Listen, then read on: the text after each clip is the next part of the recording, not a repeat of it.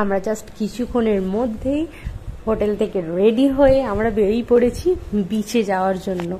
বিচে এসে সেই যেন আনন্দ উপভোগ, প্রথম যখন তাজপুর গিয়েছিলাম তখন যেমন জাস্ট উপভোগ, সেম উপভোগটাই হচ্ছিল মন্দারমণিতে।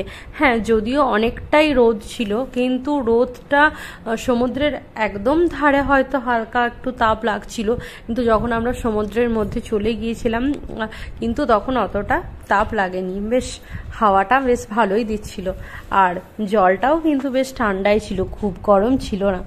তো সেই আনন্দ, বিচে গিয়ে চুল টুল একদম উড়ে যাচ্ছে তাই অবস্থা।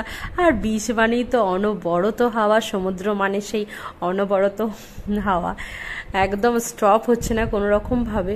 বাট হ্যাঁ, এনজয় তো আমাদেরকে করতেই হবে, সমুদ্রে এসেছি, এনজয় না করলে হয়?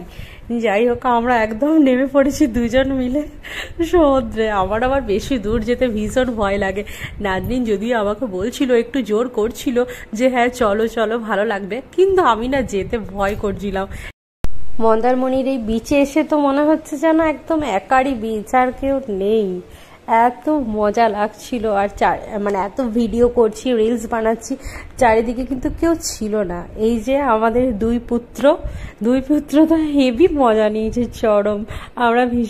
আমাদের প্ল্যান ছিল যে একদিন আমরা কলকাতা থেকে যাব, একদিনের জন্য মন্দারমণিতে এনজয় করব, আর পরের দিন আমরা ফিরে যাব সানডেতে। তো সত্যি মানে একদিনের মধ্যে, অতটুকু সময়ের মধ্যে আমরা খুব সুন্দরভাবে এনজয় করেছি।